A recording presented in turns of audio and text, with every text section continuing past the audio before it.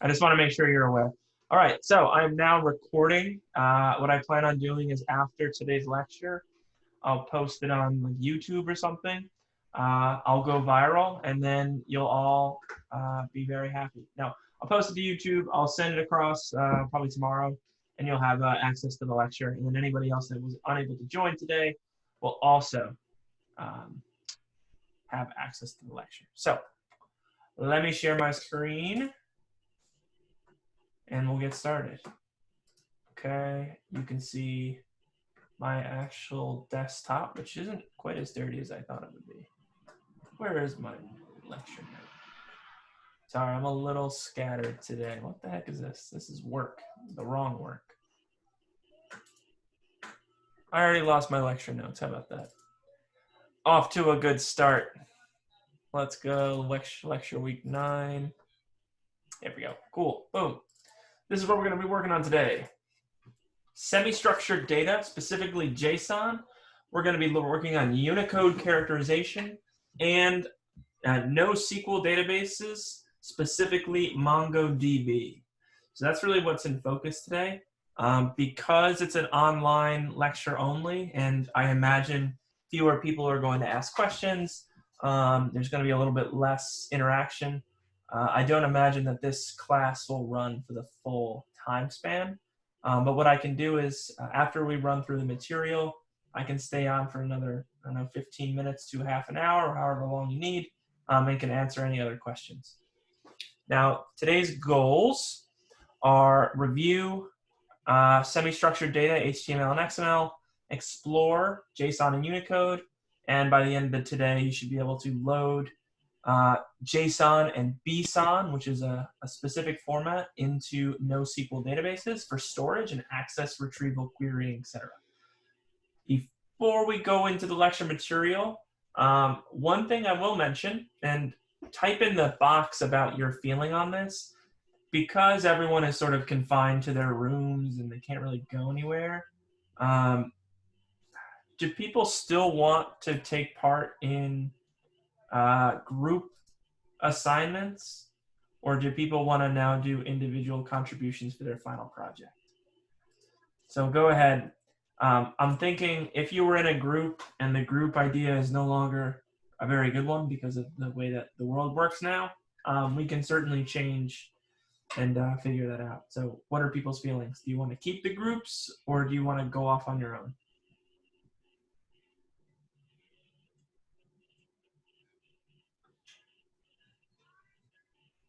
Both ways are okay for me. I'm not sure what other things. Okay. Wait, remind me, are you in a group or are you going to work alone? I said both ways works for me, so I'll talk to my teammate. Okay, perfect, great. If anyone else, let's see, solo might help. Okay. Keep the feedback coming. So if you're on the lecture today, we have groups. People still want to work in groups. Okay. Okay, so let's do the following. I'm getting a lot of groups, but I am getting a few people that want to switch. If you want to break off from your group and work alone, just send me an email with a new topic proposal. It doesn't need to be the full proposal that you made for the first project, but certainly just let me know your topic and maybe your data set just in an email, just so that we're aligned on what you'll be working on. Obviously, you have about a month until the final project is due, so you have some time to adjust and go forward, but I want to make sure that everyone is in good shape. So that is now extended to you. If you don't want to work in your group anymore, not a problem, just let me know. Okay, cool. Is there anything else that anyone needs clarity on? I know that we're all over the place. I still owe you your graded proposal and your graded mini project. I'm sorry that I haven't gotten it back to you yet. It's been a little crazy for me as well, just like it's been for you. I did manage to grade Lab 4 for those of you that have handed it in. But if you have any questions, now would be a great time to. 什么事？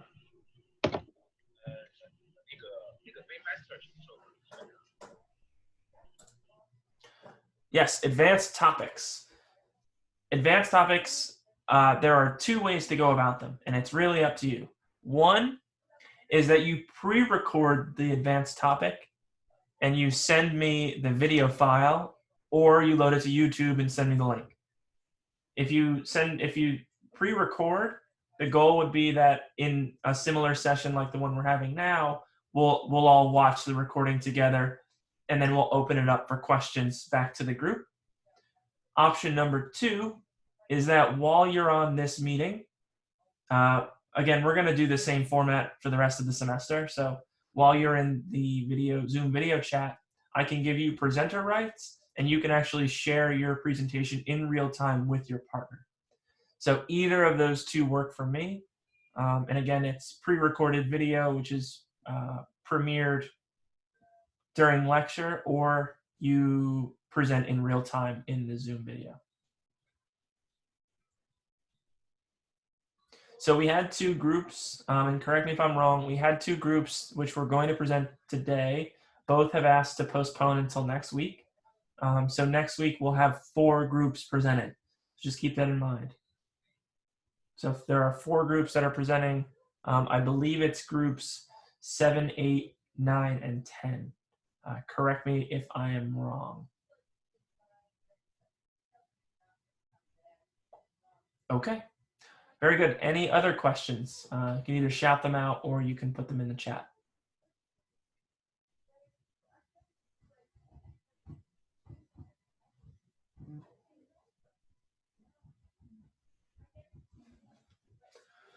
Okay.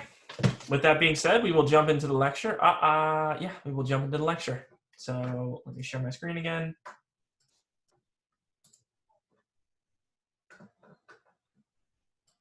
And here we go.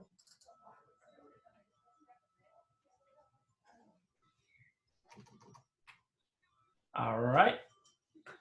Whoa, that's very big. One moment. Too big. Great.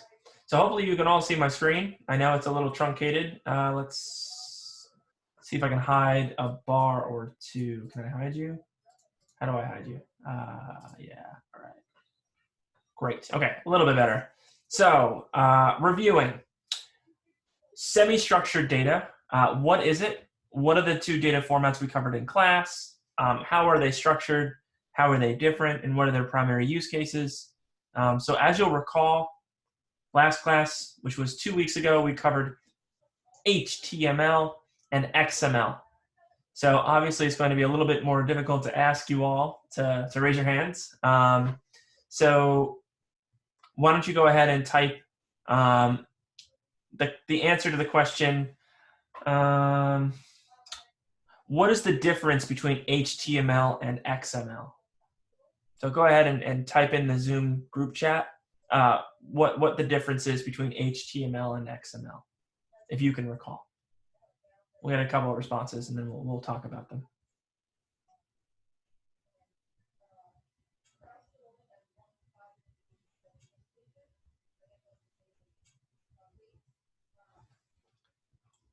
No one knows the difference between XML and HTML. That is a little disappointing. Okay, Benji, I like it. HTML is a tag-based system which renders websites. Okay, that is true. HTML has predefined tags that, let's say, demarcate specific aspects of a web page. You can't invent your own tags in HTML, as opposed to XML, where you have generalized tags based on the content for which you are documenting. There are generalized XML schemas that you can follow, but they are not strictly enforced. Can you all name a common use for XML documentation?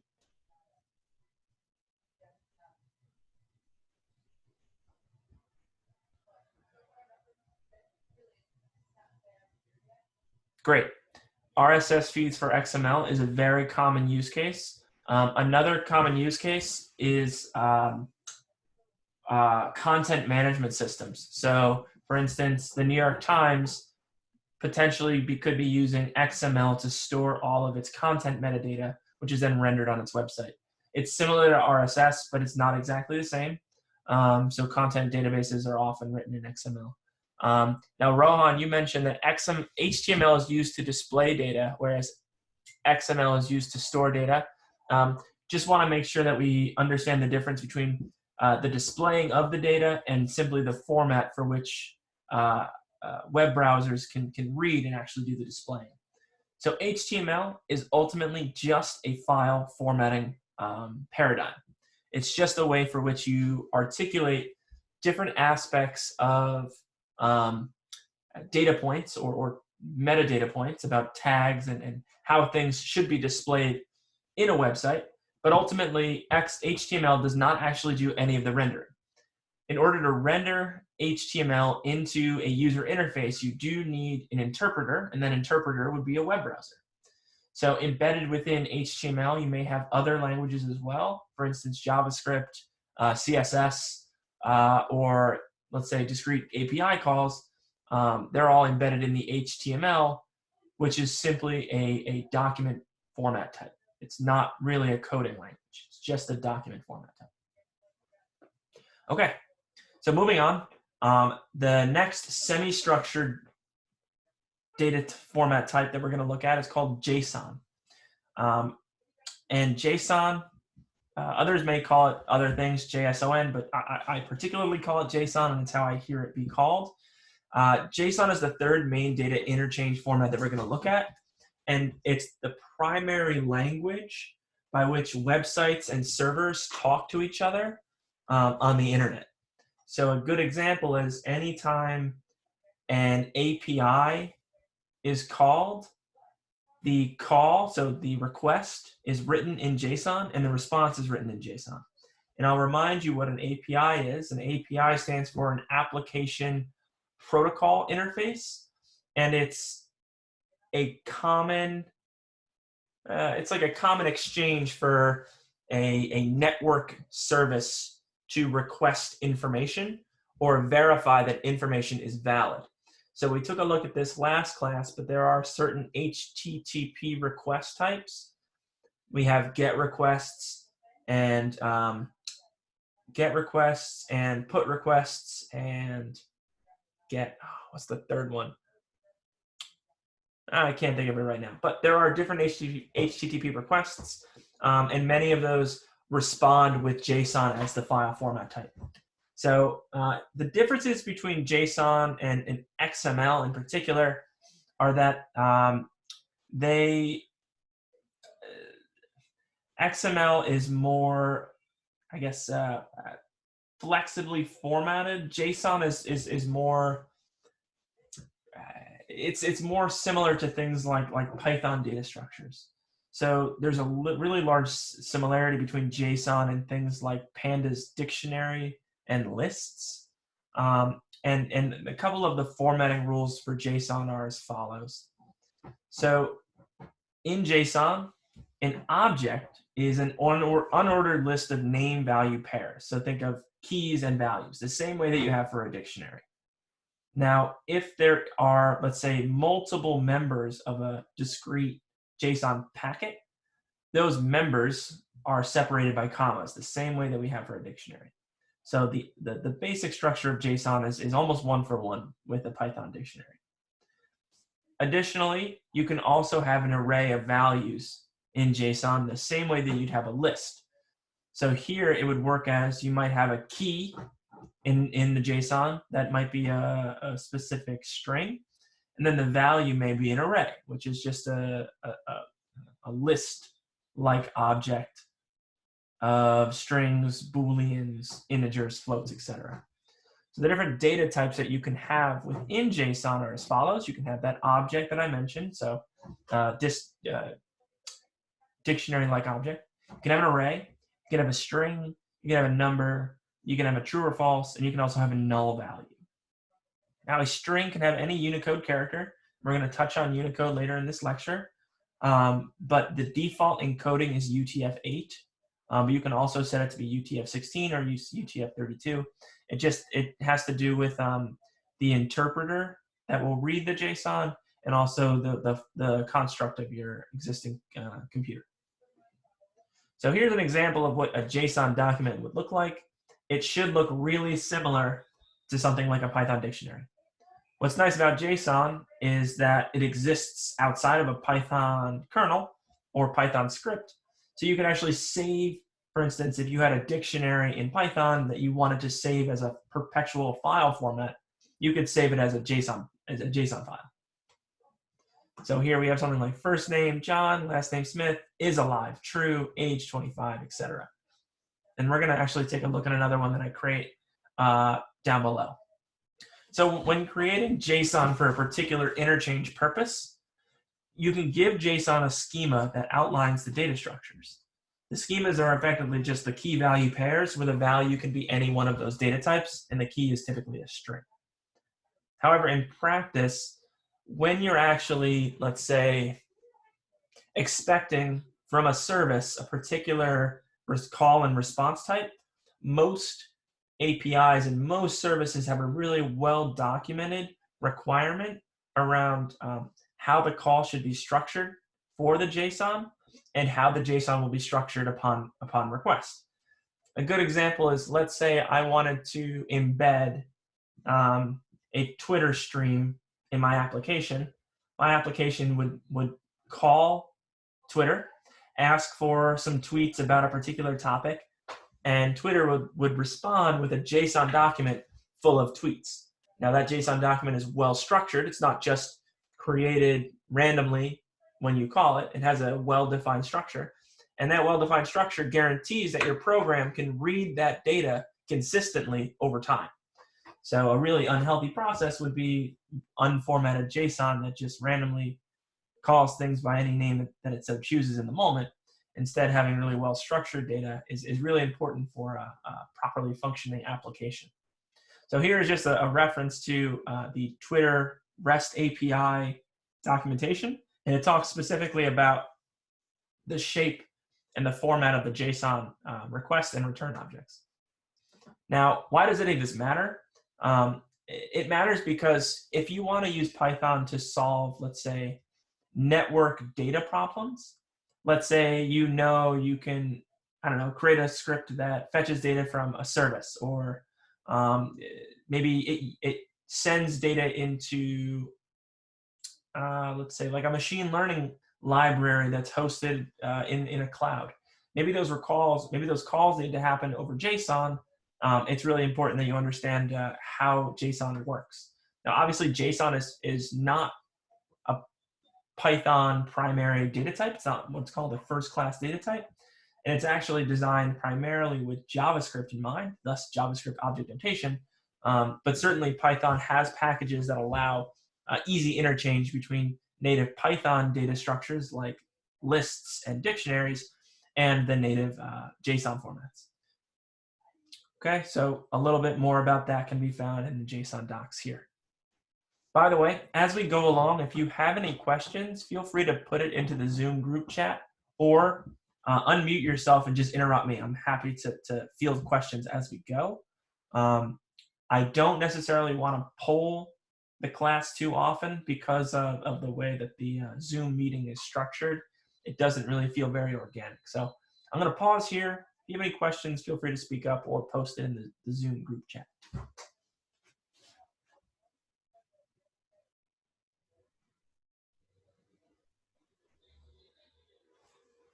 I'm sorry, Professor, I was late.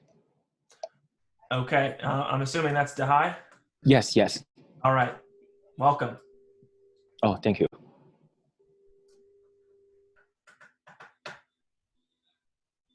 Okay, if there are no questions, I will continue, and this will be a fast lecture. So to kick it off, there is a Python package right in the standard library called JSON. So what we'll do is we'll import the JSON library package. Is there a question? I'm sorry, I know that there's some background noise. There's only 4 people in the classroom? Nope, there are 25 people in the classroom right now. Oh. Okay, so no questions? All right, great. So as I was saying, import JSON. no shortcuts, no aliases. It's a very simple package. And take a look at the following string. Now, note it might look like a dictionary of lists and values, but in fact it is being read as a string. So remember that there is a block quotes for large string formatted. This is simply a string, and then actually if I run it and I ask the type of data that this string is, or this object is, it will return string. So type JSON string. So let's look at the values that we have in here. So first off, we have first name, last name, date of birth. We have occupations, which the value is an array or a list-like object. We have a key, which is a string, and a value, which is a Boolean. Now you'll notice in JSON, we have double quotes representing strings. JSON does not allow for single quotes like Python does, so everything has to be double quoted. Additionally, you'll notice that under children, there is an array-like object for which within that array, there are additional dictionary-like objects, so key value pairs. So once we imagine that this was in a file instead of in a string here, so we have this object called JSON string, and now in order to convert something from JSON formatting type, which according to Python is really just a string object, the same would happen even if you loaded a JSON file. So Python treats JSON strings, and if you pass it to JSON.loads method, what you're yielded with are all of the Python native file formatting types. So it converts the JSON object into a dictionary. It converts the keys and the values from string into string and into the Python string formatting type. It converts arrays into lists. It converts JSON Boolean type into Python bools. And what else? It also does integers and floats. However, I don't see any integers or floats in the input. Professor, I'm sorry. Are you also recording this? I am recording this. That is correct. So okay. Once this lecture is complete, I will load this to YouTube, and tomorrow you'll all have it accessible to you. Thanks. No problem. Okay, so that is how you convert a JSON string object into a Python dictionary of strings and lists and Booleans, etc. Now, beyond that, for a list in Python, data types corresponding to JSON entities, here's a link so you can have a better understanding of how it converts from JSON into Python underneath. And then additionally, if you have a dictionary-like object with sub-classified objects, if you want to convert it from Python into JSON, you do JSON.dumps. So it takes a Python object and converts it into a JSON object. Now, the reason that you'd want to do this is if you needed to make a network call, the network call is going to anticipate a JSON object, not a Python object. So it's really important you understand converting from JSON to Python, Python to JSON. And when I say Python, I mean dictionaries, lists, etc. Okay. So next, we're actually going to fetch some JSON data right from the web. So here is a link to some earthquake data, which is posted or is a live JSON feed of all of the earthquakes that have happened in the last month, so in the last 30 days. Oh man, sorry, my Zoom is blocking my web navigation path. So following this link, you'll actually be able to fetch all of the earthquakes that have happened. Now, like we covered last class, we need to make a URL lib request. So here, we actually need to go make an HTTP request to that website. So it's urllib.request.urlopen. Okay. Oh man, I didn't load something. Here we go. Okay. Great. We have our response. What's the code for our response?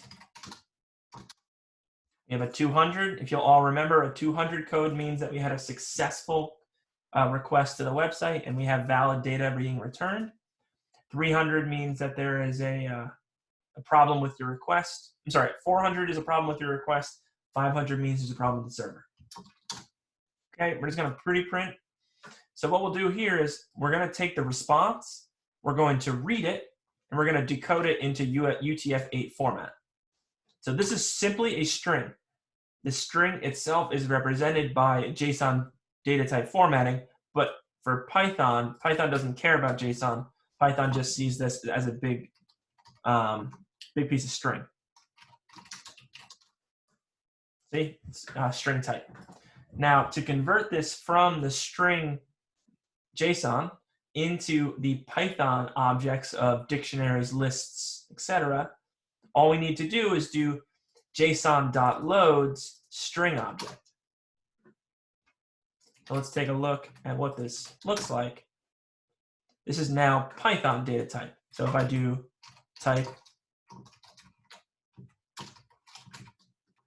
my parsed object, it's a dictionary. Okay? So you'll notice keys and values at the top level. So there's a lot of data in here. And this is a multiple hierarchy, what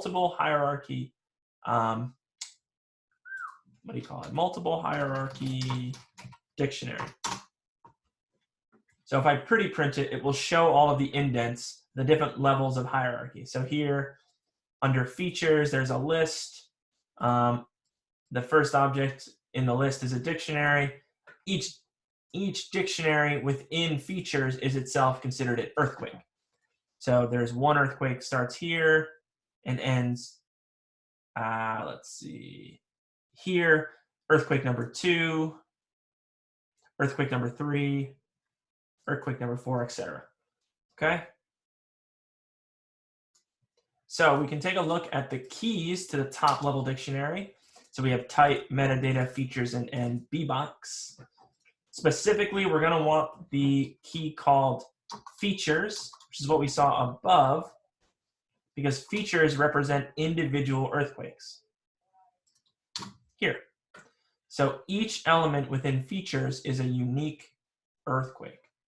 So by accessing the features value, if features is a key at the top level, by accessing the features value, we then have now a list of dictionaries where each unique dictionary represents an earthquake.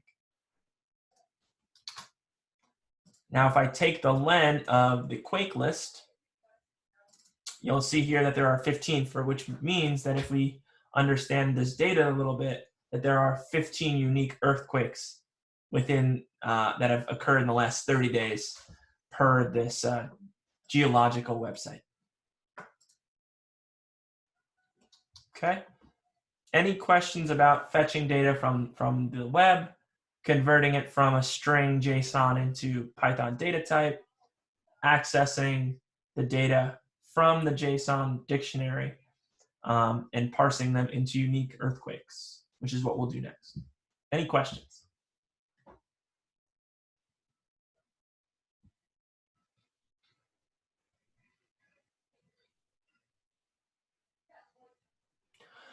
Okay, more silence. I'll take it. We'll move on. Okay, Quake 1 is simply an instance of an earthquake because we're taking the first object in the list of earthquakes. So if we actually just pretty print quake number 1, we'll see all of the values associated with this earthquake. So at the top level, we have things like geometry. Within geometry, we have the coordinates, we have the ID.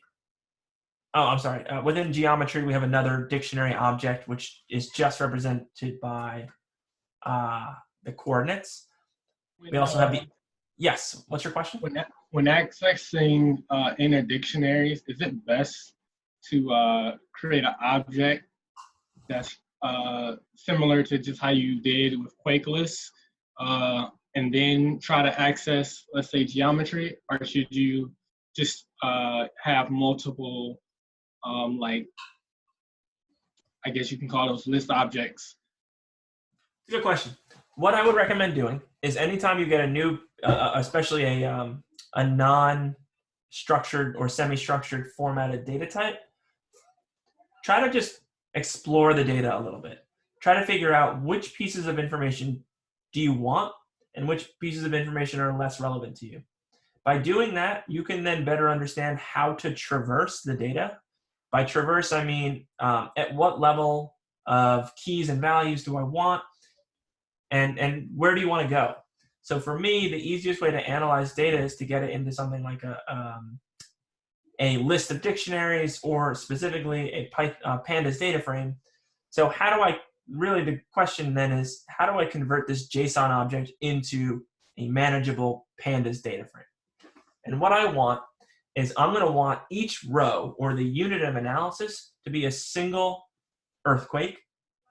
And if I know that each object in the features list is an earthquake, that means that when I take quake 1, I don't want to create quake 1 through quake 15. I actually just want to take a look at quake 1 to better understand what pieces of information do I want about a single earthquake, and how do I write a script which extracts that information and puts it into rows and columns for me. That's really what I'm trying to do here. And Benji, I'm glad you asked that question, because I think it might have been missed. Any other questions?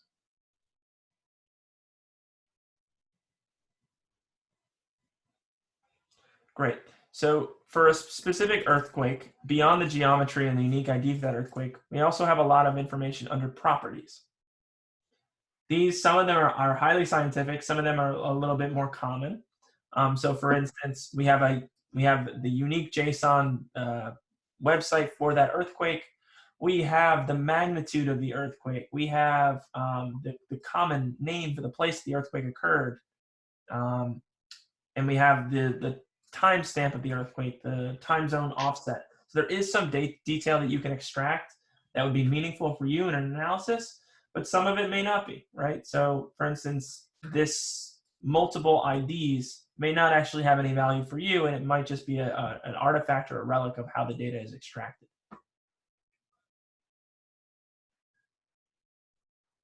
Okay? So within Quake 1, if you want to better understand how the data is organized, you can always take a look at the keys and the values if it's a dictionary, or iterate through the elements of a list using something like a list comprehension. So, okay, how can we convert semi-structured data to structured data? So the easiest way for me to kind of walk you through this is assembling this data frame iteratively. So what I mean by that is, for each element in the list,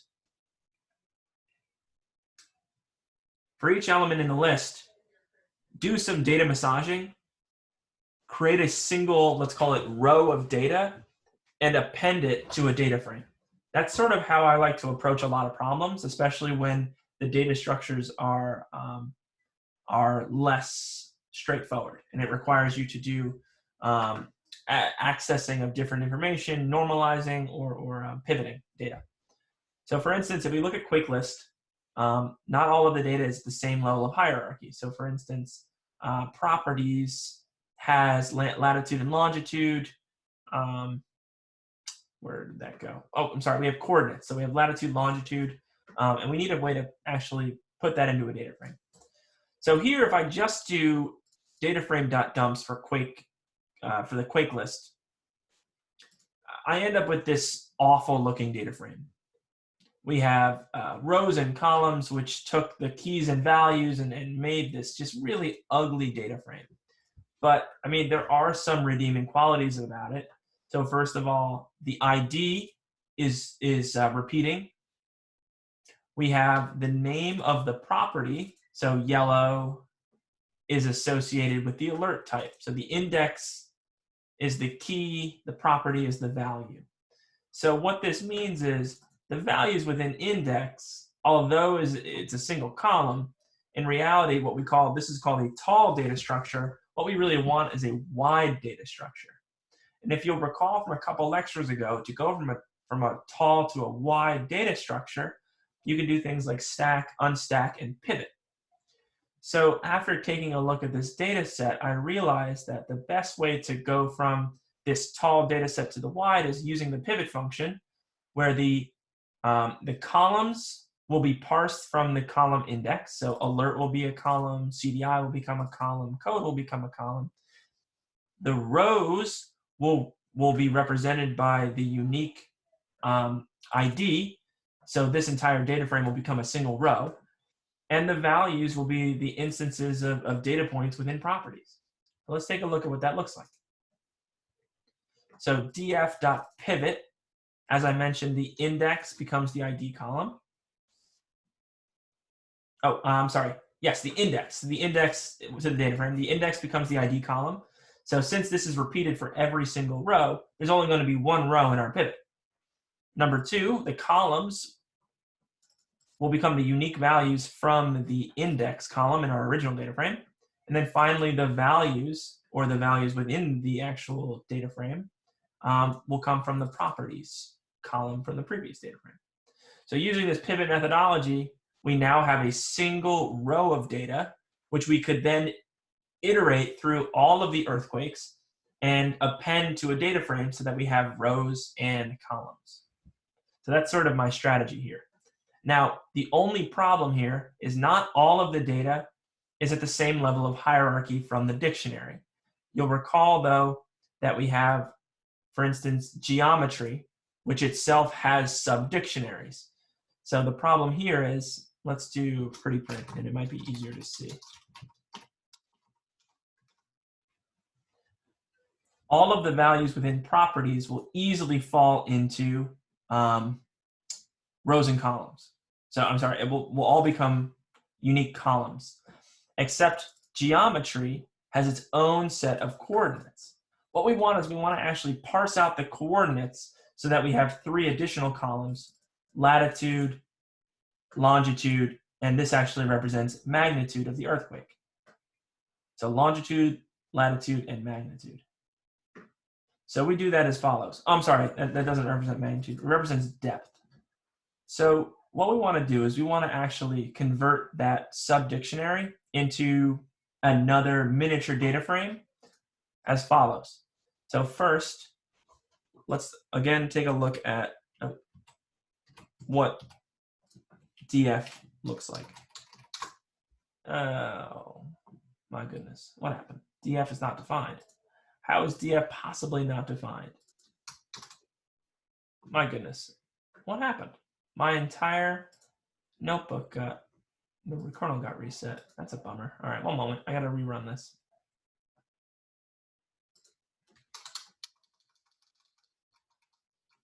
All right.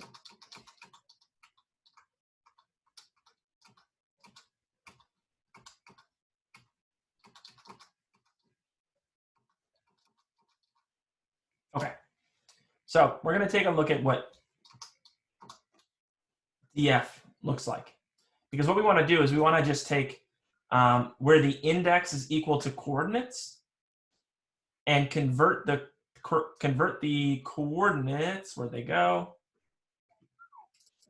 You'll notice the coordinates itself has a value, which is a list. We want to convert that list into a flattened object, which has 3 columns: longitude, latitude, and depth. So you'll see that here. So first of all, I'm going to create a new set of labels, which will become, they will become columns.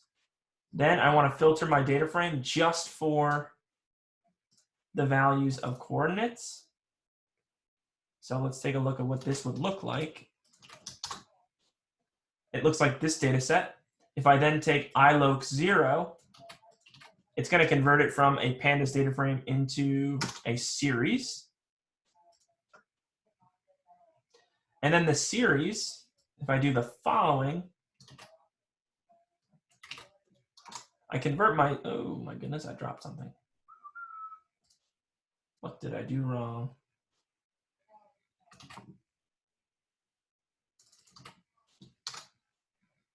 GeoSeries. Did I not run this? I did run this. Okay. I must have skipped a step. So I want to create a list where it's going to be converted into a column. So the first object is the ID of the earthquake. Then we have the longitude, longitude, latitude, and depth. So this new list of earthquake details had been embedded within the data frame, but now we've actually parsed it out into its own series object. And then we can actually use the data frame, function, so that we now will have a data frame of longitude, latitude, and depth for every earthquake, which will then be able to merge back with the original data frame so that all of the data is at the same level of granularity and is not embedded in a hierarchy. So I know it's a really long-winded speech about data manipulation, but ultimately, this is sort of what one has to do when you're working with semi-structured data. You need to figure out how to access all of the different pieces and convert it into a fully fleshed out data set. So that's what all of this code is doing in here. I'm not going to go line by line, but what it's going to do is it's going to iterate through each of the earthquakes in the JSON file. It's going to extract the data pertinent to all of the properties. It's then going to flatten the data for longitude, latitude, and depth. And then finally, it's going to merge those two data using the .join operation. And finally, you end up with the following data frame. The ID represents a unique earthquake. You have all of the properties. And then at the very end, you have longitude, latitude, and depth. So one row or one unit, the unit of analysis is an earthquake.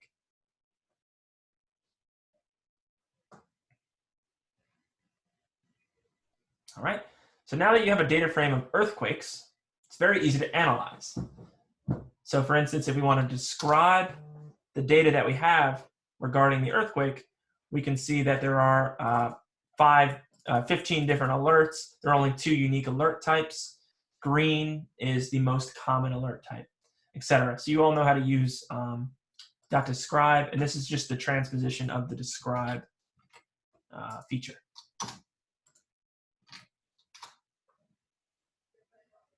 Okay. Similarly, here are those which are numeric. So magnitude, latitude, and longitude, and depth. Longitude and latitude probably don't have meaningful statistics because they're not, although they're numeric, I don't know that you can really do, it'd be like analyzing zip codes. However, magnitude is something that you can analyze. So for instance, the average magnitude of the earthquakes is 5.25 in the last 30 days with a standard deviation of a 0.8 magnitude. Recall that magnitude is on the Richter scale, which means that it's an exponential function. A magnitude 4 is 100 times stronger than a magnitude 3. All right.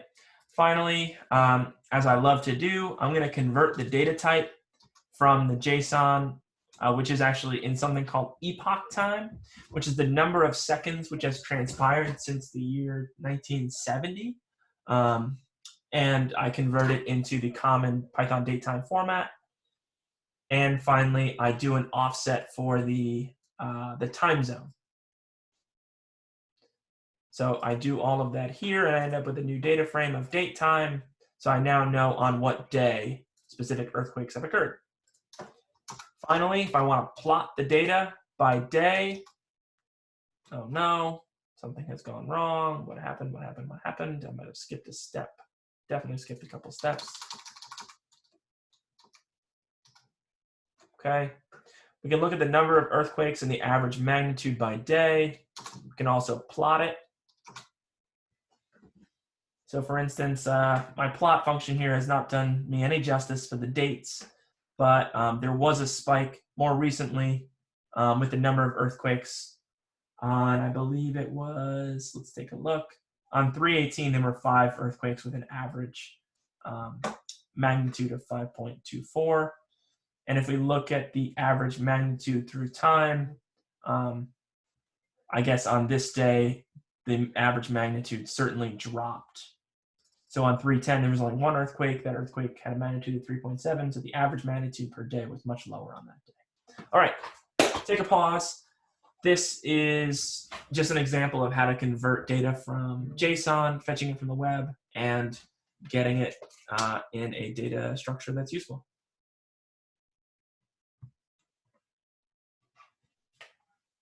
Any questions? What does offset the time zone mean? Okay, offset the time zone means in the data set that we have, there is a date time format called, I think it's called time, and it's in UTC, or Universal Time Constant. It's the same thing as Greenwich Mean Time. So in order to get the local time of when the actual earthquake occurred, you need to take into account the time zone. The time zone here, called TZ, it's the number of minutes locally that are different that you need to account for when you want to look at the time, which is in UTC. So to get the local time, you take this epoch time, convert it into hours, minutes, and days, and then subtract 420 minutes from it to get the local time. All of that I learned from the documentation for the data set, which you can actually find. Where did I put it? I put it in here somewhere. The documentation for the data set here. If you wanted to learn more about this specific data set, all of the data points in the JSON are well documented. For instance, if I wanted to understand the time zone. Time zone offset for UTC in minutes at the event epicenter. And the value is negative 1200 to positive 1200.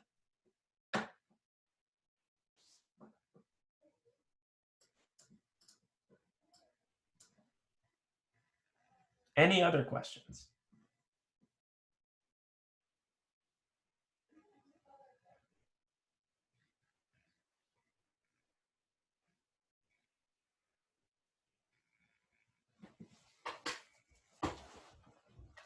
Okay. If no other questions, we're going to jump to a quick tangent topic, and we're going to cover a little bit of info. Can I explain again why I would use features to get unique earthquake? It has nothing to do with me personally. It's simply the way that the JSON is designed. So this particular JSON packet that I got from the website, within the features key, the value of features is a list of earthquakes. So why do I access features to get the earthquakes? That's simply the way that this JSON was designed. I'm trying to find where I access features. So here. So if you look at the original, here's the full JSON from the web. So there are other keys. There's bbox, don't know what that stands for, and there's features.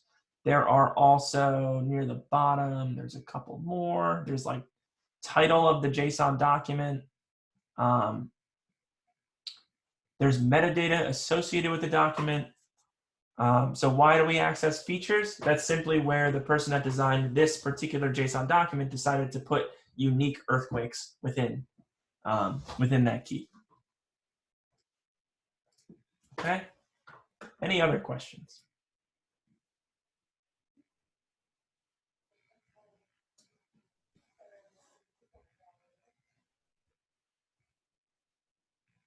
Okay, so we'll jump to Unicode. So Unicode is simply an encoding standard for storing specific letters in Python, or I'm sorry, in just computer software. So in 1988, Unicode was adopted as a standard. So take a look at this little graphic. My Unicode standard should help reduce problems caused by incompatible binary text encodings. So other encodings, for instance, include ASCII, Latin 1, UTF-16. I think Windows has its own default encoding. Mac has its own. Unix has its own. But in order to actually display things like emojis, Unicode has actually become really, really helpful and a requirement in order to store things like the wink face emoji as its own unique character, not a combination of concatenated characters rendered in an app. These are all now uniquely stored. So a character is anything that is the smallest component of text, whether it's ABC E with an accent mark, the omega symbol from Greek. All of these are different symbols or characters. Unicode defines each character as a code point. A code point is an integer value usually written in hexadecimal format. The code point is assigned a standard name describing it as something called an ideal. Code points have no implementation, fonts, or anything to do with representation by an application. So like, let's say Microsoft Word, it doesn't care what the Unicode in character is. It has its own way of defining how it's going to be represented using a font. Characters can be represented on the screen or on paper by a set of graphical elements called a glyph. So this is a glyph, and it's represented by a code point written in hexadecimal. So for example, the hexadecimal of the Latin small letter A, this is the character. This is the Unicode encoding. U plus 0061, U plus 0394 represents the Greek capital letter delta. And the left curly bracket is represented by Unicode U plus 007B. So again, this is the code point. This is the glyph. This is also how we get emojis. So here, if you wanted to better understand what the Unicode encoding is for all of your different favorite emojis, they're encoded here. So for instance, if Apple or Google want to come out with a new set of emojis, they need to work with the Unicode standardization to make sure it is uniformly defined. So for instance, if you copied a set of text from Facebook Messenger and pasted it into WhatsApp, it's not going to care how Facebook rendered the smiley face. It's going to read the Unicode encoding and then render it like it would in WhatsApp. WhatsApp probably has its own way to do a smiley face, and it might be different than Facebook, and it might be different than Instagram, but all of them are just reading off of the encodings, which is here, the UTF-8 encoding. Excellent, we have a smiley face. Okay, Unicode allows us for the definition of over 1 million code points. So from 0 to the largest hexadecimal is 10 FFF. These are defined in layers, which mean many are unused. Layers simply are like runs on similar characters in a, let's say there are 1,000 characters that take up, I don't know, different emojis or smiley faces. And then maybe 1,000 characters later might be a block or layer of characters for advanced mathematics, like integral signs or summation signs. So there are a lot of unused. We simply have, we're nowhere near 1 million characters. This is also the way that you can encode, let's say, Chinese or Japanese or Korean or Indian characters, all using the same code base, which would to make sure that you're using Unicode characterization. So why does all this matter? Whenever you see encoding or decoding, you want to make sure that you're using UTF-8. It is the mostly widely used encoding type for Unicode. And I think UTF-8 stands for Unicode Transform Format 8-bit. There's also UTF-16, 16-bit, and UTF-32 for 32-bit. So Unicode in Python 3, many of the motivations in defining Python 3 was to make Unicode the basis of the string type instead of ASCII, which it was in Python 2. So ASCII is an older encoding format which can't account for many characters, such as emojis, in the code base or in files, really. You can't, for instance, save in Python 2, you can't save a string that has non-ASCII characters without first encoding them in UTF-8. So decimal numbers, hexadecimal numbers. This is simply a way of showing that using hexadecimal, you can convert things in different formats. And now encoding in Unicode, you may see things like /u, uppercase or lowercase.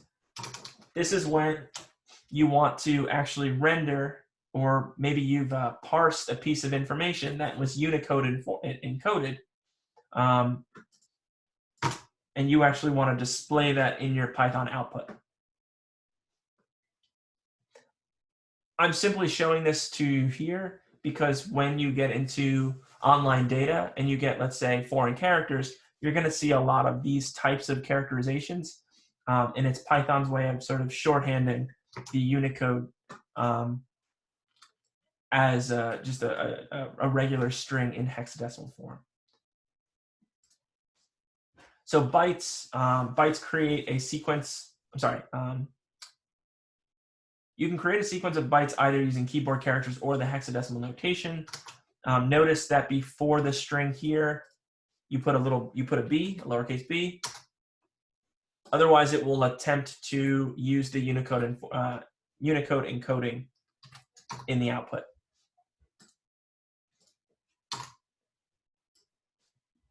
Byte character, non-byte character, and it's really it's hard to know when you're going to get caught up with all of these different encoding types, but when you do, it's going to be a complete headache. So this is just an opportunity for me to share with you why it exists and how you can sort of get around it. So when in doubt, bytes.decode converts things from bytes to Unicode. So again, let's do, we have this here. Bytes decode goes to AB. You can't encode bytes, but you can decode them. So if I wanted to then go from non-bytes to bytes,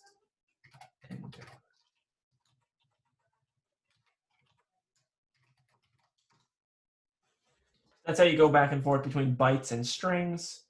Let's see.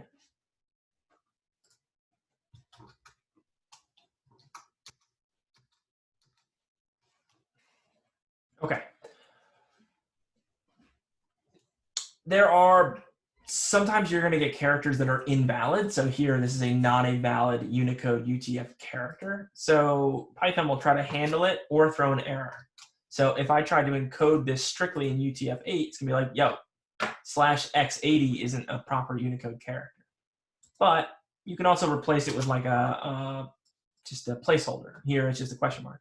It doesn't know what to do with it. You can replace with a backslash.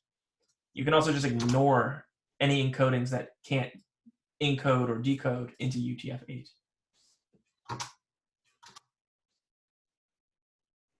So I'm going to leave the rest of this to you. It's all available. But it's important to know in the event that you need to interchange with a system that does support or does not support UTF-8. And if you need to encode or decode into byte format or ASCII format. This is sort of how you would approach these types of problems. Okay, so let's take a 10-minute break, and we'll do the second half of the lecture starting at 6:55. All right, if you have any questions, feel free to type them into the group chat now. But again, take a 10-minute break, and we'll come back at 6:55.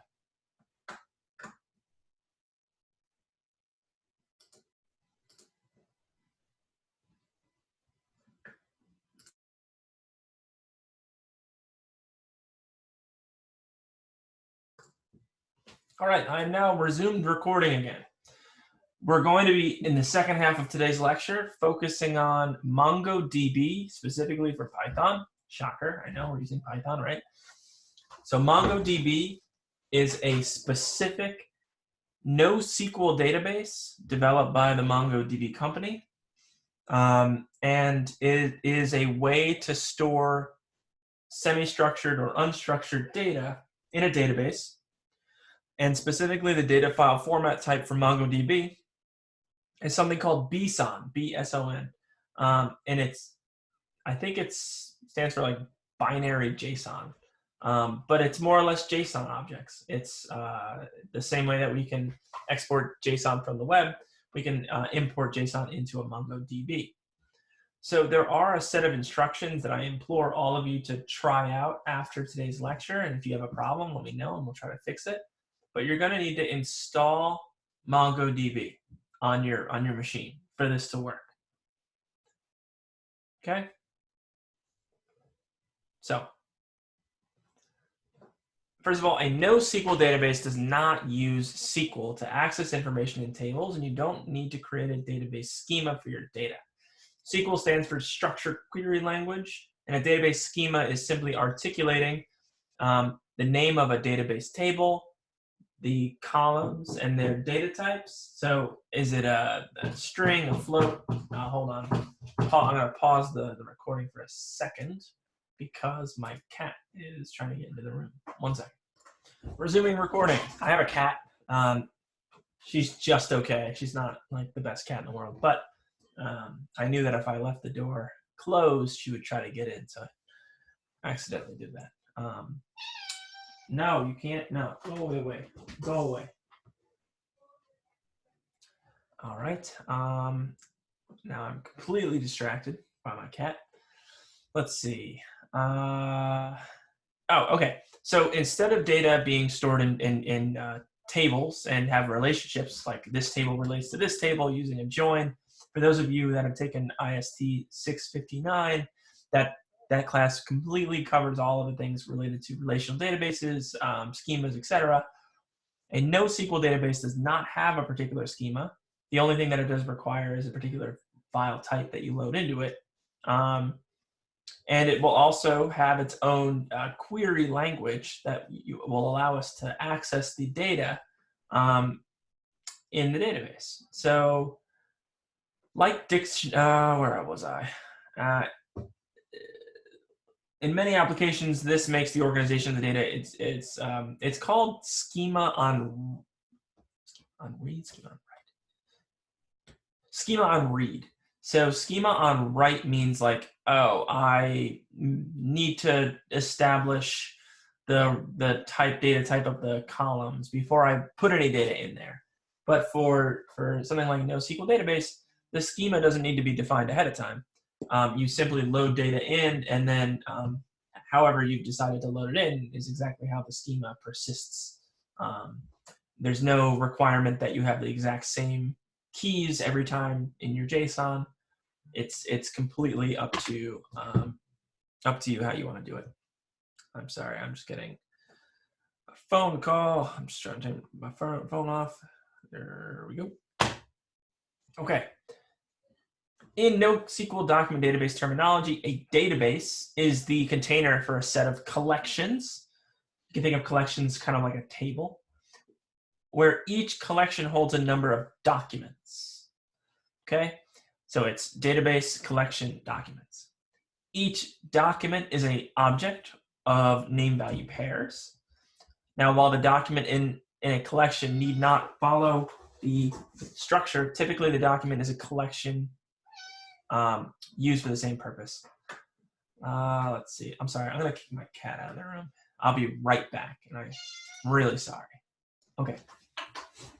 So, where was I? Okay. So the hardest part of this lecture is going to be making sure that you all have installed MongoDB successfully on your machine. So, Mongo is one of the most widely used NoSQL document databases. Like other NoSQL databases, it excels in storing huge amounts of data, seamlessly spreading that data across storage devices and using parallel constructs to complement its fast information access. The format for Mongo is called BSON, and it's very similar to JSON. If you want to know more, you can access this link. And it's a binary encoded JSON with some additional data types, including ordered lists, to make accessing storage more efficient. Installing MongoDB. Okay, this is how I recommend everyone does it. Since we all have Anaconda on our computer anyway, if you do conda install Anaconda MongoDB, you'll have the database and the command line interface to instantiate an engine all ready to go. There are additional steps to do this without Anaconda. I highly recommend that you do it with Anaconda. Finally, once it's been installed, I'm going to show you on a Mac, you would open something like a terminal. This is a terminal. think I already have an instance running. I do not, okay? And once it's installed, all you need to do is follow the instructions here.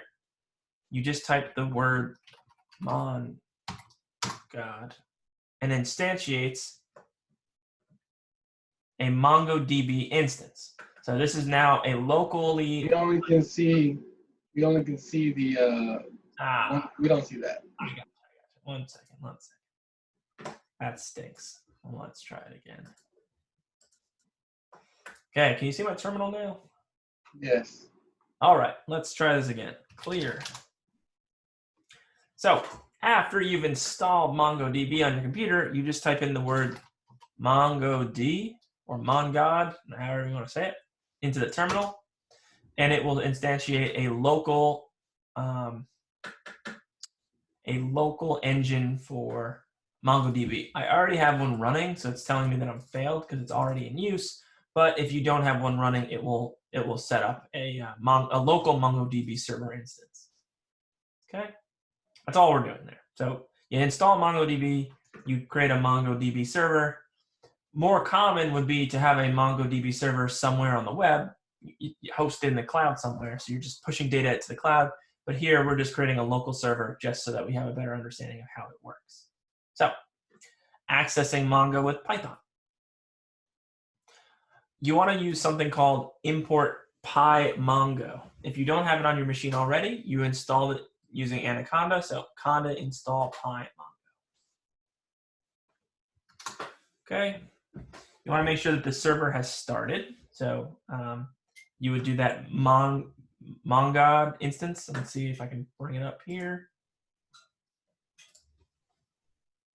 Here's my MongoDB instance. Okay. Okay, and now in this section, we'll show you how to use the Mongo database directly in the Jupyter Notebook using pymongo. Now, while the Mongo server is running, you can use pymongo to collect data, connect to the data in the server. If the server is not running, you cannot actually make the connection. So note that the server lives in a place called localhost, which means that your computer itself is the server. That's all we're doing here. Now, if the MongoDB server was hosted in, let's say, Amazon Web Services, you would have an actual URL path here that you would access, and it may even require some level of credential, like you need a username and password. Okay. So the first thing that you want to do is once you've made this connection to your MongoDB server, you name that connection. I'm calling it this is my client. So your client itself has a method that will fetch all of the databases that exist in your client. So here are all the databases that I have in my MongoDB instance. Now remember, the hierarchy of Mongo information is database at the top level, then collection, then document. A document is a BSON or JSON object. A collection is just that. It's a collection of JSON documents, and then a database is a collection of collections. Where did you add the stuff like names, DB, tweets, USGS? Oh, this is just my personal MongoDB instance. So these are from like other projects that I've worked on. You might only have one or two. You might have admin and config. Okay. But yeah, so these are just some other projects that I've had working on other things. Good question. Okay. So far, we just have a default local database. So, all right, so this is where it's wrong. Because I've had other projects going on since writing this, there are more than just the local database, the admin database, and the config database. But let's go ahead and create a new one. So we're going to create a new database. We're going to call it PeopleDB. So you're going to take client dot and then name whatever the database you want it to be called. Call it, you know, I'm calling mine is people. It's going to be filled up with people. So I create a database by db equals client dot name of database. Within my database, which is called PeopleDB, I then give me all of the collections in my database. But because I just created my database, it's going to be empty. It doesn't have anything in it. Okay. Now we can create a collection by accessing my database and creating a collection, and I'm calling that collection people. Now note, I'm also creating a variable called people collection. That's just my local Python name for the MongoDB collection db.people.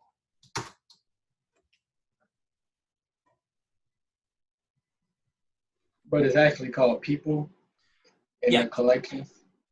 In the collections, if you access, let's say you use the MongoDB, like, I don't know, database admin tool, you would see within the database people DB, there would be a collection called people.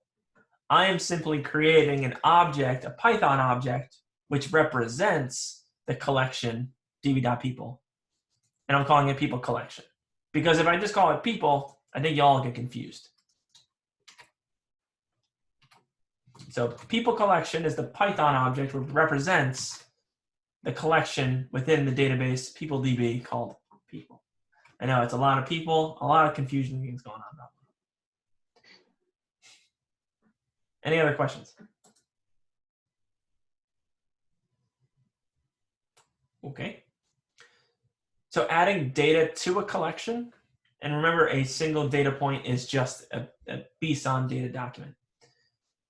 So we add data to a collection by inserting documents. Now suppose we have the data, the people data as a list of dictionaries. So people list is, again, just a Python object. It's a list of dictionaries. Each dictionary represents a person and their age. So dictionary 1, name, John Smith, age 30. Dictionary 2, Bo Bennett, age 23. Dictionary 3, name, Anna Jones, age 25. So it's just a list of dictionaries, nothing special. We can now insert this data either one at a time, or you can pass a list of data objects in using the insert many. So we'll do one at a time first. So again, people call is the Python object representing the people collection in the database peopledb. I'm then inserting one document here, name John Smith, age 30. So I just inserted data into the collection which lives in the database. Now I also want to insert many documents. So again, people list is this object that I already created up here. Note, I just added John Smith manually using the insert one. Now I want to insert many. Bo Bennett, Anna Jones. So to insert many, I'm going to select all but the first, which again, this is just a list of dictionaries. It's a list of dictionaries. And I'm going to pass that list of dictionaries into the method insert many as part of the people call Python object representing the people collection in the peopledb.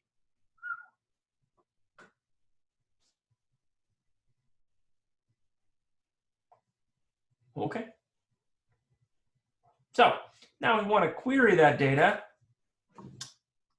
We're going to actually have to access it. So here, people collection dot find.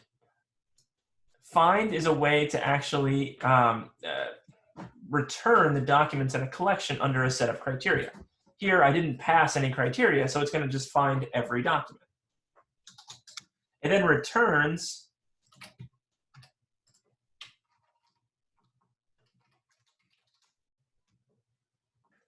a cursor object. A cursor object is sort of like a placeholder. It doesn't evaluate until you call the data from the cursor. The same way that you have a like range. Range doesn't give you the data until you iterate over it. The same thing with a cursor. So for doc in docs, print doc, here are the documents in the cursor. John Smith, age 30. I feel like I missed. Did it not insert many? There it is. John Smith, Bo Bennett, Anna Jones, the three documents in the people collection. Okay, we're going to add more people.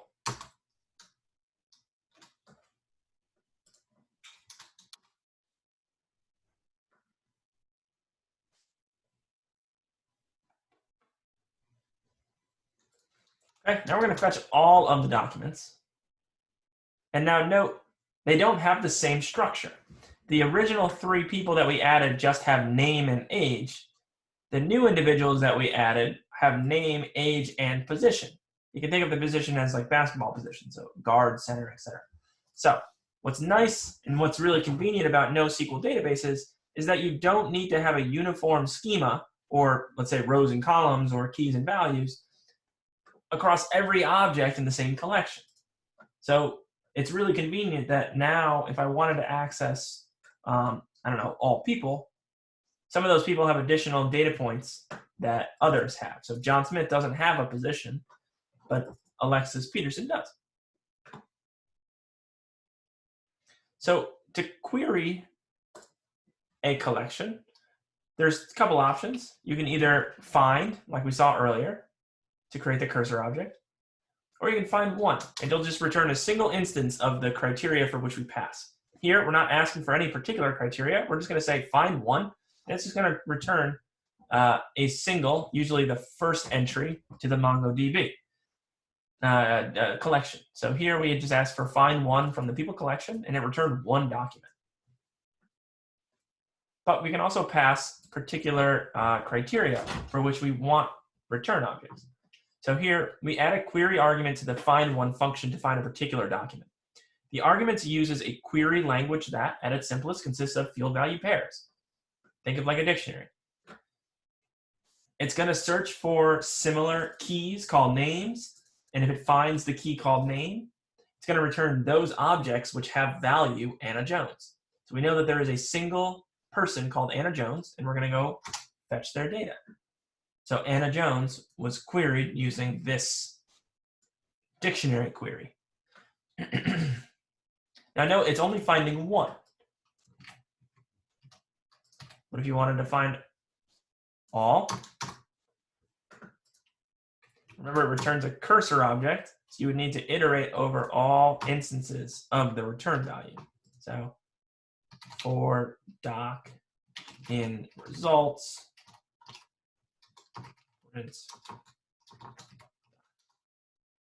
now here, we only have one instance in the entire collection that matches this query. That's the difference between find one and find. One returns a cursor object, one returns a single object.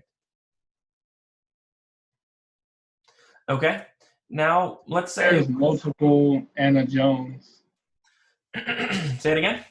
What if there's multiple Anna Jones? If there are multiple Anna Joneses, then all of them would get returned here in result.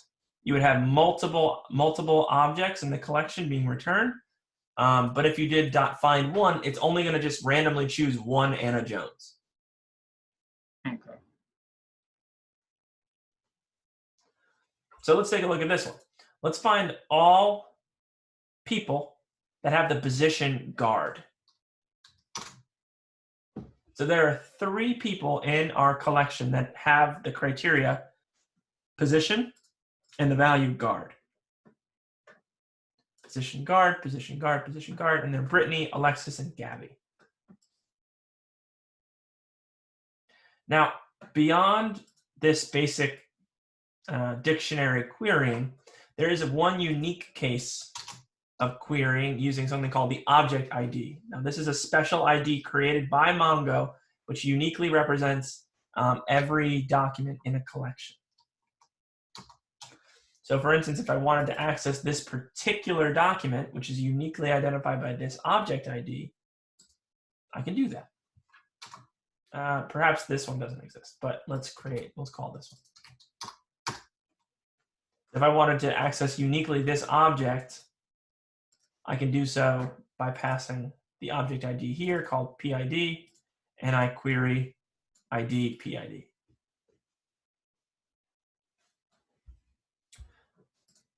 If we want to know how many documents match a particular query, we can use the count documents. So instead of actually yielding the documents themselves and then counting them, PyMongo, or I should say MongoDB has some native aggregation ability.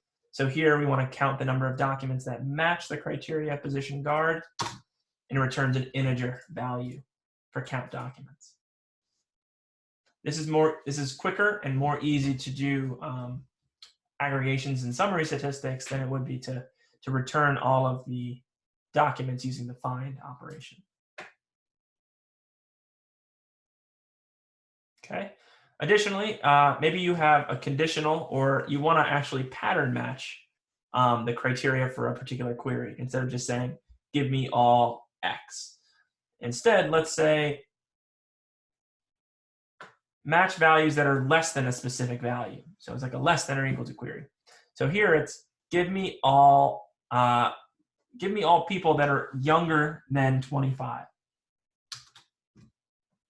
Now note this pattern match criteria is indicated here within the BSON comparisons. Matches value less than a specified value. I can also do less than or equal to. I can also then do not equal to. And I can also do greater than here, GT. So LT is less than 25. Here are the people that are younger than 25. Bo, Brittany, Brianna, Alexis, Gabby. Additionally, if I want to sort the output, I can do the same thing. Let's say, give me everyone that's older than 20 and sort them by their name. Alexa, Anna, Bo, Brianna, Brittany, and John. And they are all older than 20. 21, 25, 23, 21, 20. Now you could also have ordered by age. 21, 21, 21, 23, 25, 30. So it's a very simplistic query, considering all of the data that you could imagine throwing into a MongoDB. It'd be really easy to do summary statistics and pull the data out in an effective way. It would be hard to do something like machine learning using data in MongoDB, but it would be easy to do large collections and large storage of unstructured data. That's really why people use it. Okay, so now next thing we're going to do is we're going to take that same earthquake data and we're going to throw it into Mongo.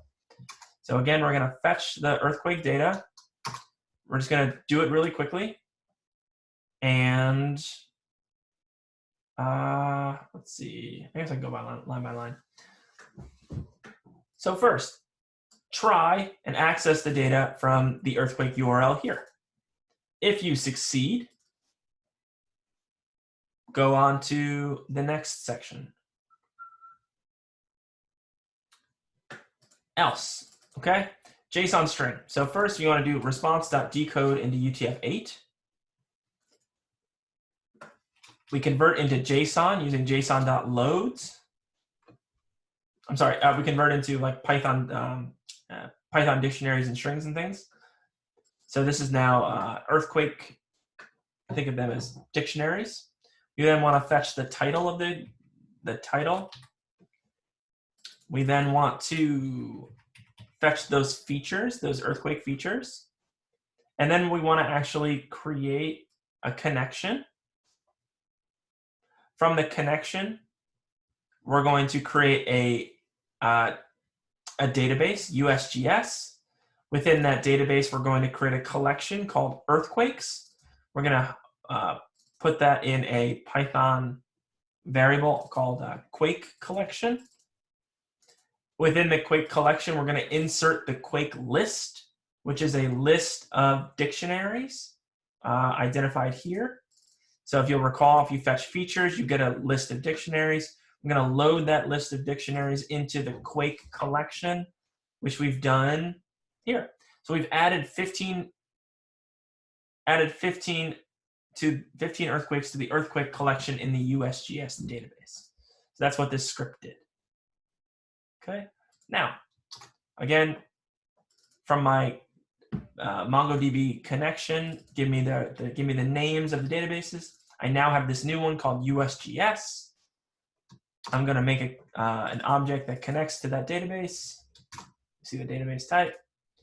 What are the collections that I have in my database? I have a collection called earthquake. So I'm going to create a collection object that connects to that collection. And then I'm going to find all of those objects and where their earthquakes occurred. So there was a 5.1 magnitude earthquake in Casina, Croatia, 4.5 in Johnson Lake, Nevada, all the way down to 2 earthquakes, 6 and a 5.8 in Saray, Turkey. So again, what I did was I accessed the website, fetched the JSON. I then loaded that JSON into Mongo. Then I queried Mongo and I returned the values, property, title from each of the earthquakes in the MongoDB. Finally, if you want to just delete something, you would do some. If you wanted to delete a collection from a database, it's as simple as doing database.drop collection. So that's just an easy way to start over if you're, let's say, iterating through an analysis. And that's it. That's what I wanted to introduce you to. So MongoDB, while it does store JSON, it's a really great way to iterate and store large unstructured data to be used, analyzed, and accessed later. Definitely if you want, let's say, to do ongoing reporting or analytics, it's probably better to have it in a more structured data format than JSON. But you know, it's a great way to store things like internet logs, or you know, if you want to store tweets to analyze later, you could call Twitter's API, store the tweet, and save it in a MongoDB database. So that's what I wanted to cover today. This will be on your lab 5, so definitely make sure you can get your environment set up. But beyond that, that's all I had intended on showing you today. Professor, I have a question. Yeah. So the advantage of the non-SQL compared to SQL is that it stores unstructured data? Correct. So SQL is great for maintaining data that you already know the shape and the structure of. So if you know that a table, for instance, rows and columns, always has the same columns, the same data type, if you can guarantee that there's consistency, there's like uniqueness, then a structured database is the way to go. But if you can't guarantee that the shape or the details about a set of data are going to be consistent throughout time, the advantages of using a NoSQL database is that doesn't require any technical change to incorporate a new field. As you saw when we loaded people to the people database, we added position, but we were able to add that in the collection as it was. If you try to do that in a SQL database, you'd have to create a new column, and then for all of the people that don't have a value, you'd have to have a null placeholder. Got you. So the MongoDB can be installed in a local machine, right? Correct. Yes, and that's exactly what we've done here.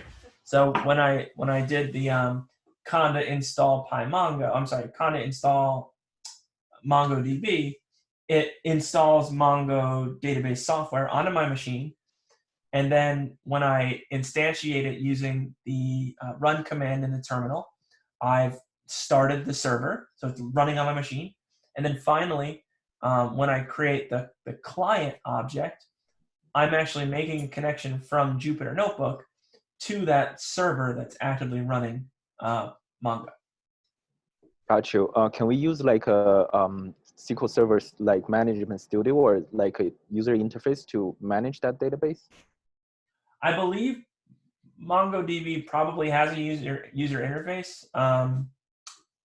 I am not familiar with any common interfaces. I think more often than not, it's very often interacted through scripting languages like JavaScript or Python or Java will interact with a MongoDB database. I don't know that there is I'm sure there is. Let's Google it.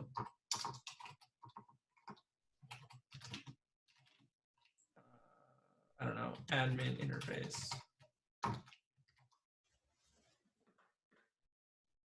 Oh, okay. I generally get the idea. Thank you, Professor. Yeah, no problem. Now I'm curious. I'm sure there are, though. Okay. Any other questions? Is MongoDB stored in columns or in JSON or things like It's stored in JSON, so it uses a JSON? format called BSON, which is like binary JSON. Yeah. Thank you. Yeah. So does it also work with like a data warehouse? A data warehouse is typically a collection of databases, traditional SQL databases. If you've ever heard of the term data lake, a data lake is typically a combination of SQL and NoSQL databases. So you wouldn't anticipate seeing a MongoDB in a data warehouse, but if you had a data lake-like infrastructure, then yes, you would expect to see something like a MongoDB. Another common NoSQL database would be, there's one called Cassandra, which is, I think, Amazon or Facebook's NoSQL database implementation. Actually, we'll Google some other ones. NoSQL. So those NoSQLs are now very pervasively involving big data, right? Yes, it's a really great way to store a lot of data without having to worry about breaking the schema. So one of the problems with really big data is that you might have really sparse data. So you might not have a lot of detail about individual, I don't know, aspects of something that you're measuring, but you don't have to store null values where you don't have information. In rows and columns, you do. So let's say you have 100 different features of some experiment that you're running, and it's collecting data. And maybe you only have 1 or 2 data points that have values. In NoSQL, that's great because then you just have a key and a value. But in a structured rows and columns SQL database, you'd have to have nulls for everywhere that it's a placeholder. But even if you don't have data, you still have to persist a null value. So it takes up a lot of unnecessary space. Oh, thank you. Thank you. So here are some Yes. common ones. So we have Cassandra, we have CouchDB, Google's Bigtable, Amazon DynamoDB, Microsoft Azure NoSQL,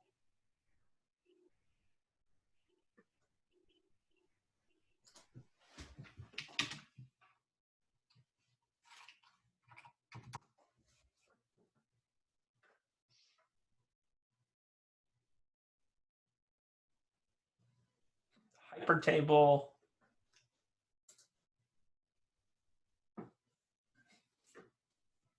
Now here's a whole list. Okay. Any other questions? Does Hive work with something like MongoDB? Not as much. So I only have a limited experience with Hive. But what's nice about Hive is it's sort of like a hybrid scripting language meets SQL interface. It may be able to query hierarchical data in the form of JSON, but I don't know that it would interact directly with MongoDB. But what's nice about Hive is the ability to execute functions that are defined by the user. So you could like write a Python function and then execute it in a query as part of your Hive execution platform. I do know also that there are some relational databases like Postgres, which you can actually store data in JSON format and access later, but it's not the same as a NoSQL document store. Thank you. Does the JSON data structure have advantage over XML or HTML? No, it's just like it's really just around adoption and popularity. JSON is just it's simply how websites interact because it's based in it was developed specifically for JavaScript, which is the most common web-based interface. Oh,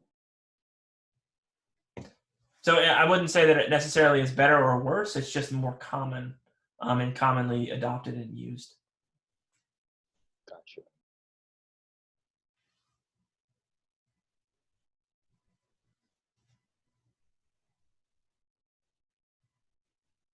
Any other questions?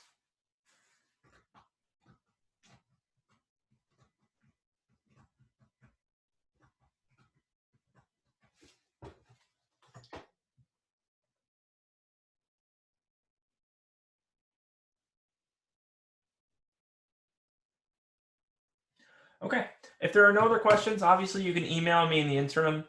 Please don't wait until the end of the week to make sure that your MongoDB is installed on your machine. And if you have any questions, just let me know. And I see that I need to load the earthquake JSON.py on the Blackboard. I will do that. Okay. Have a great rest of your week, and I hope that I hope everyone stays safe and stays sane. I know it's difficult to be so cooped up, but good luck.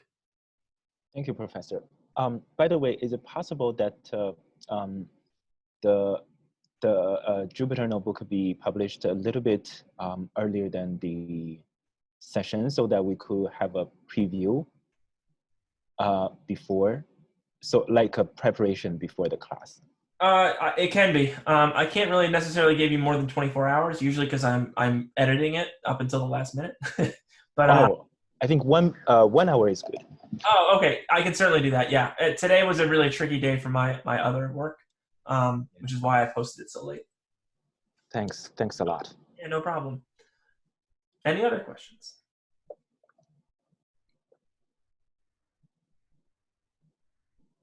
Okay. Well, thank you all. And again, this is being recorded, so I'll load it up and you'll all have access to it starting tomorrow. All right. Thank you. Bye now. Have a good day. You too.